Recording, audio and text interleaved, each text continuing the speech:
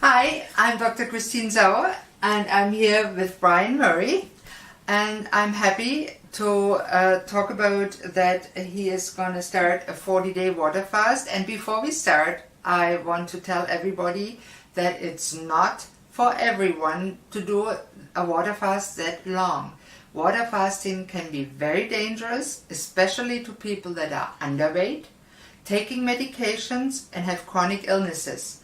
So before you change your lifestyle or diet, ask your family doctor if it's right for you. This can be very dangerous. But Brian, you know what you're doing, and tell us a little bit about yourself and why you decided to do that. I've got a little bit of a story. About 10 years ago, I was working on the farm and trying to make a living, which is very hard on small-scale farms. I put on about 80-90 pounds in about 8 or 9 years. And I had a moment 2.5 years ago that I thought, I'm going to make a lifestyle change. I'm going to change my diet. I'm going to go to the gym. I did that.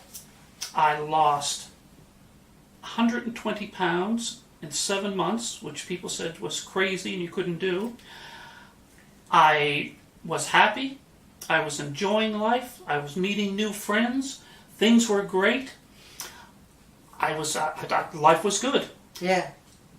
July 4th of this year, I'm out cutting some firewood in the yard, 30-degree heat.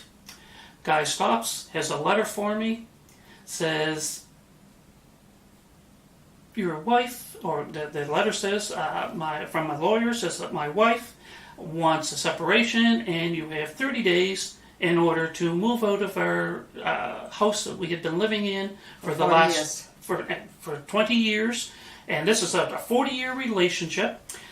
And then it went on that the job that I'd done working on the farm, or part of the working on the farm, was her business, and she was going to shut that business down. Huh. So 30 days later, I end up in a trailer behind our barn, because it was the only thing that I could find, single and without a job. Wow. So I tried to keep my positive attitude. I was still doing positive things. I'm looking for a job. I'm looking after the farm by myself because she just refused to have anything to do with paying the bills or any work on the farm or anything. And things seemed to be going pretty good. And then I started to get a little tired. And I didn't have as much energy as I had. And I was starting ruminating thoughts over and over in my head. And then it got to be that I couldn't really get out of bed. Went to my doctor and with some of the symptoms that I had, and after a 45-minute conversation with a GP, which is that's amazing, which is unheard of. She is a great doctor, I'm sure. She says, Brian, I get worked up with this. What I said. She says you have major depression, and you need treatment. Yeah. And I said, okay, that's fine. So, anyhow, it sucked. It sucked. I didn't realize how bad it had affected me. And a divorce, really, especially a divorce which is contested, which looks to be the case, is one of the most distressing episodes in a person's life. Then throw in no place to live and no job on top of it. I didn't realize how bad it had affected me. Yeah. I didn't realize that somebody would do something like that to somebody after that many years. But that's fine. Yeah. I had put on about 50 pounds in 3 months. Wasn't feeling healthy at all. I was eating bad. I was doing all the things that I knew was absolutely wrong to do. So give us examples. What did you eat? What did you crave at that point, from the stress, from the upset, from the depression? Sugar and carbs. Sugar and carbs. The two worst things that I could possibly eat. Chocolate bars. All the junk. All the junk. And it just... What's your favorite junk? Oh, I don't know. Junk. Just junk. Chips? Chocolate? Yeah, chocolate. I could eat chocolate. When I stopped a couple of years ago, I quit all sugar. I was eating less than 20 grams a day of sugar, 20 milligrams a day of sugar, and 20 grams. Yeah. I couldn't eat it because if you do eat it, you get addicted to it. Right. So you have to get it out of your system. So that was fine. I realized that if I keep going the way I'm going, I probably won't even be around here in 6 months. Right. So I was coming over one day to visit Christine, and I was saying, Christine, maybe I got to do a fast. Maybe I'm going to do I've done fast for years, but never one this long, usually 6 days at the most.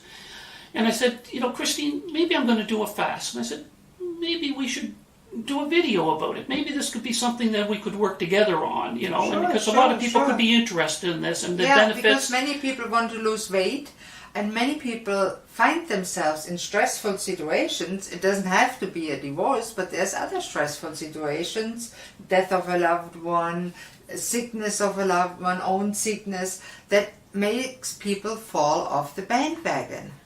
Everybody can fall off. Everybody's normal. I did it. Everybody did it. And the people that know me a little bit know that I have a history of severe depression myself. And it took a lot of effort to get out of it. And that's why I'm now passionate about helping people with their issues. And I know Brian for a while. He helped us actually with the chickens when we first got them, because he's so smart and knowledgeable. You're not the usual farmer, Brian. You're really a researcher. Well, thank you. I just like to know what's going on. And I have kept my records. I keep very good records of everything that I did for my diet, what I ate every day, the amount of calories, the amount of weight, the amount of measurements. And I have I just done some measurements this morning, and I found it quite interesting. When I was down to my lowest weight, which was 177 pounds, which is what I weighed when I was 20 years old, my blood pressure was 100/50, my heart rate was 55, and my A1C, which is your average blood sugar, was 5.2.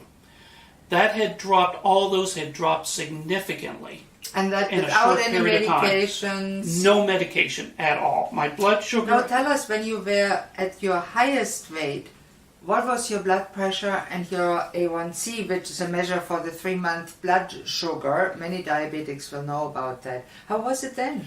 My A1C was 7.2, and to the point that my doctor said you should be taking medication. Anything over 6 for Everything diabetes. over 7 is considered diabetes. They're actually saying 6.5 now too. They're even dropping it, but regardless, at 7.2, I should have been taking some medication, and that was one of the things that made me think that I should actually have a lifestyle change. My blood pressure was around 140/90. Yeah, which is a little bit too high. A little too high. It wasn't too bad, but it's a little high. And my heart rate was around 75 at the time. Which is considered normal. And together with the sugar and the blood pressure, the doctor probably would have wanted to give you medication for diabetes, medication for blood pressure, and maybe even a little beta blocker to reduce your heart rate a little bit. But 75 is not the worst, but it shows that you weren't really fit and trim. So I really respect you for making that decision to change your lifestyle at that point. Well, the other one was too my cholesterol. Just changing what I was eating made a major difference in my cholesterol. Sure. They had given me pills for years. I had bad reactions to them. I couldn't take them. Many people do. Those statins can be very, very bad. I'm the poster child for why not to take them. So anyhow, my cholesterol now, my bad cholesterol is way down, my good cholesterol is way up, my triglycerides are way down. Things had changed dramatically. Now, I've done some like say some new measurements here today, and my blood sugar, luckily, is still 5.2, not my A1C, but just my check this morning. Yeah. My blood pressure's 138/90, which is back up to high again for me. And my heart rate, surprisingly, is resting heart rate is only 60, so that hasn't gone up too high as of this time. But I have to get those things down. That is the reason. And this fasting can be a reboot, restart to getting yourself back in shape again. And we talked about that before, that it is very important when you decide to do a fast that you know what you're getting into, and I know you do, and that when you start feeling bad, that you stop the fast. So you have to have that discretion in your mind, that it is a good thing to reset your metabolism through a fast or detox or whatever you want to call it, but you have to do it under supervision, and you have to stop when you start feeling really bad. I agree.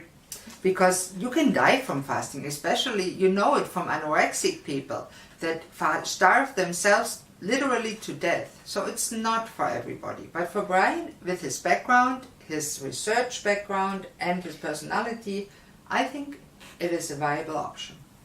It will be an interesting journey. Yes. 40 days is a long time. Oh yes. Hopefully we make it through to the 40 days. Well, there is a precedent in the literature of somebody that fasted over a year, and they lived and they lost a ton of weight and they were healthy while doing it, but they were under hospital conditions. So it is dangerous. It is dangerous, and anything's possible. But I believe that this is what I need to restart my life.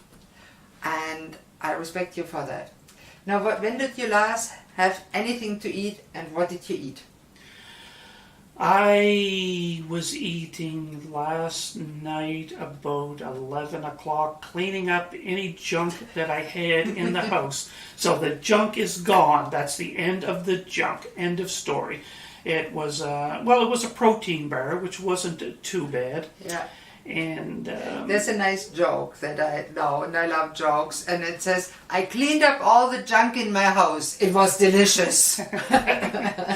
It was interesting because I knew that this is what you have to do. It has to be gone, and you have to get it out of your system. Right. An interesting thing that I found with sugar, people get very addicted to sugar. Oh, sugar is more addictive than cocaine. There's rat studies that rat choose between sugar and cocaine. They choose the